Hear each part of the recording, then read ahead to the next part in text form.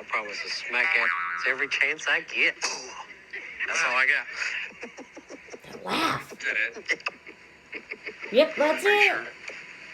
I didn't write nothing. People keep asking me to comment on that video, but I actually want to comment on the follow-up that we've seen since that man's terrible vows, which is nothing new, right? This is what men do. They humiliate women they don't actually want to marry, but they know that they can't find anyone better, so they're like, okay. As my mutual calls the shut up ring.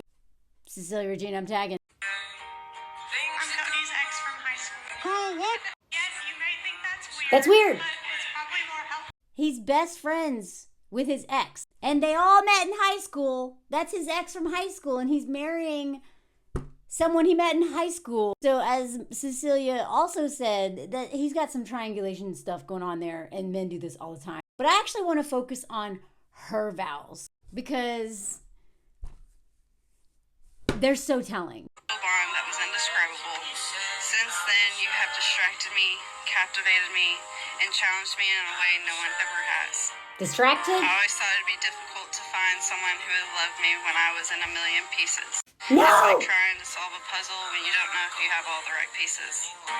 I didn't know. Cody didn't even think he would make it to 21. What? Neither did Kevin, and life insurance. Who's Kevin? But when I say I wouldn't be more proud in the man, dad, partner you are today, I mean it, and I have fallen in love with you over and over again. Limerence. But you have been there through my heartbreaks as a best friend, and you saw how broken I was. What? Me that not every piece has to be in place to create something special. That love can exist in the most imperfect, lost, and broken people. I promise to always be true to you, to support you, to frustrate you, and challenge you. Now. To hold you accountable. Now. Share with you the most beautiful moments of my life. I have to follow that. Anywho, Cody. I promise to smack that ass every chance I get. You know, we can't make men change. We can't. So many of them are just a lost cause. And that's one reason why, like, decentering men, decentering romantic love is the most liberating thing you can ever do, especially if you were a woman in patriarchy. A woman who dates men, unfortunately. Cishet men in particular, who's who I'm talking about. We can't, it's not our job to fix them. We can't help them. We're tried and we're dying trying to help these fools who don't want to change. But what we can do, that's my dog rolling around the backyard. Background, not backyard. He just farted. Did you hear that? Mouse. Mouse. Sorry about that. But what we can do is heal our stuff. That woman! Okay, first of all, she's marrying like someone from high school. She's been together with him for 10 years. That's another red flag, as Cecilia talks about all the time. These men who drag it out forever, they don't want to be with you. They're literally waiting for someone better to come along that they'll probably cheat on you with, and then they will leave you and then go marry her right away. But they never wanted marriage. But she keeps making references to like her being broken and like damaged, and like him kind of like saving her and loving her despite her being imperfect and all this stuff. Y'all, please stop dating when you are having a hard time. Please stop dating. Please stop dating. Please. You are not dateable. You are going to attract men like that when you date when you are broken.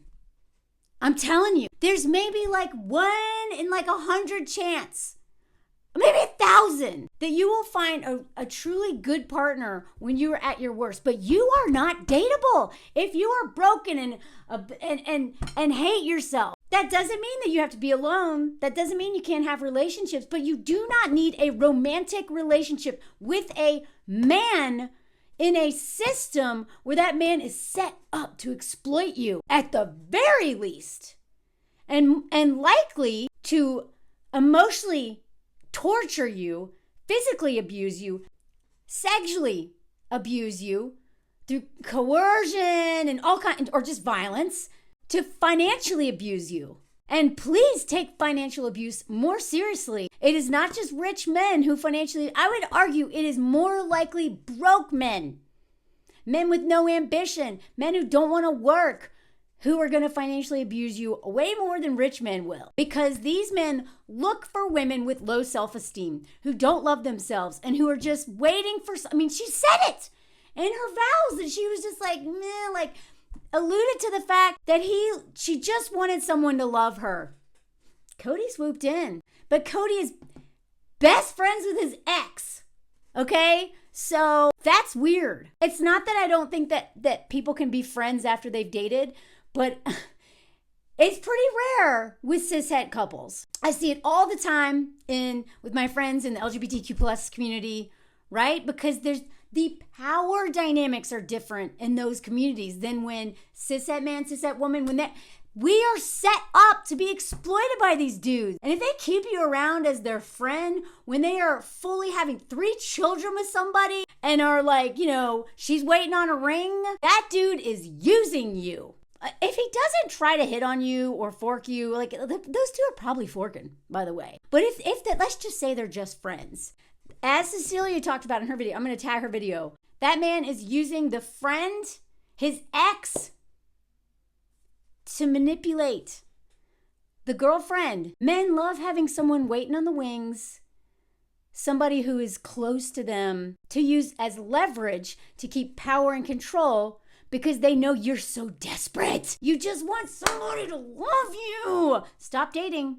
Stop dating when you're in that mindset. You will get killed, y'all. Even if you don't attract an abusive partner who's physically violent, you will end up with a man like that who will kill your soul, your confidence, your desire to be alive. You will feel so dead inside, so empty. You won't know yourself. And you also will die physically because men like that who have no shame. Your wedding day is not the most important day of your life, okay?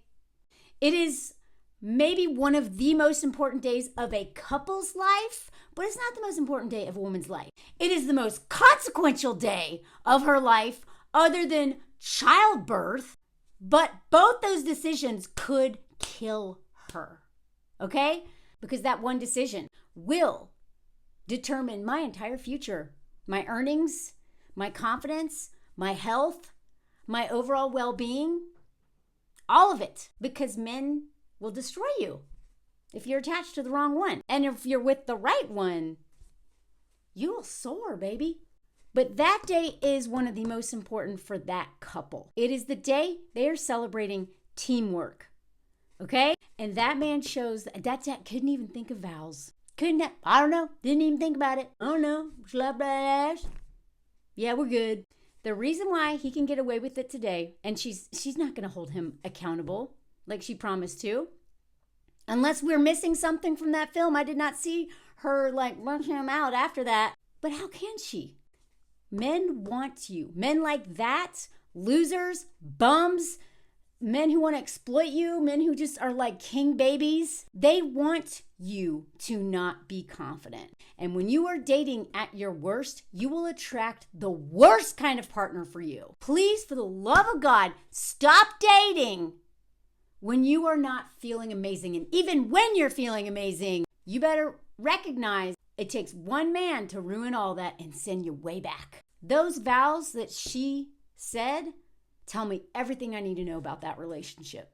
She doesn't love herself. She even said herself he's a distraction from what?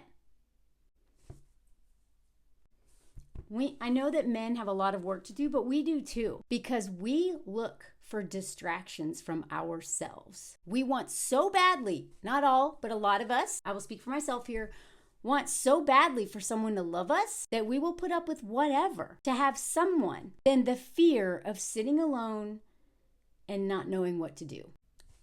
I believe every single woman who wants to date a man should date herself first and for a long time, or you end up with vows like that.